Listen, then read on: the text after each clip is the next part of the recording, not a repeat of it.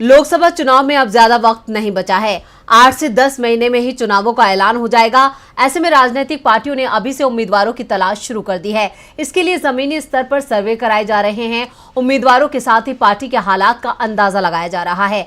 केंद्र की सत्ताधारी मोदी सरकार की सबसे बड़ी उम्मीद यूपी से है, जहां बीजेपी की सरकार है। योगी आदित्यनाथ सीएम है और जब यूपी सरकार ने चुनावों को लेकर सर्वे कराया तो परिणाम बेहद चौंकाने वाला आया है।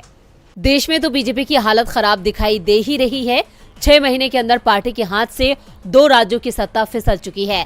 पहले हिमाचल और फिर कर्नाटक में बीजेपी को हार मिली और अब दिल्ली की सत्ता भी फिसलती दिखाई दे रही है। अगले साल की शुरुआत में ही लोकसभा चुनाव हैं और चुनाव की तैयारियां भी तेज हो चुकी हैं। बीजेपी विरोधी दल गठबंधन की तैयारी कर रहे हैं तो बीजेपी के साथ कोई बड़ी पार्टी नहीं दिख रही है। पार्टी की ओर से इंटरनल सर्वे कराया जा रहा है और सर्वे में भी बीजेपी की स्थिति खराब बताई जा रही है।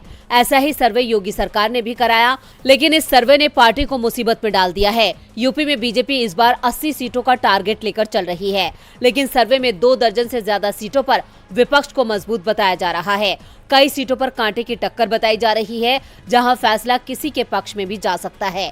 यानी अपने ही सर्वे में बीजेपी 1.5 दर्जन से ज्यादा सीटें खोती दिखाई दे रही है। इस समय यूपी में बीजेपी और उसके सहयोगियों के पास लोकसभा की 66 सीटें हैं, जबकि पूरे विपक्ष के पास सिर्फ 14, जिसमें बीएसपी की 10, सपा की 3, कांग्रेस की 1 सीट शामिल है। लेकिन बीजेपी के इंटरनल सर्वे में 1.5 दर्जन से ज्यादा सीटें रेड जोन में आ गई हैं। रेड जोन जहां हार तय मानी जा रही है। सबसे बड़ी बात तो ये कि रेड जोन में आने वाली सीटों में उपचुनाव में जीती गई रामपुर और आजमगढ़ सीट भी शामिल है। इसके अलावा 2014 में जीती गई फिरोजाबाद, बदायूं और इटावा सीट भी रेड जोन में पहुंच गई है। ये सीटें शिवपाल के सपा में जाने के चलते रेड जोन में आ गई हैं।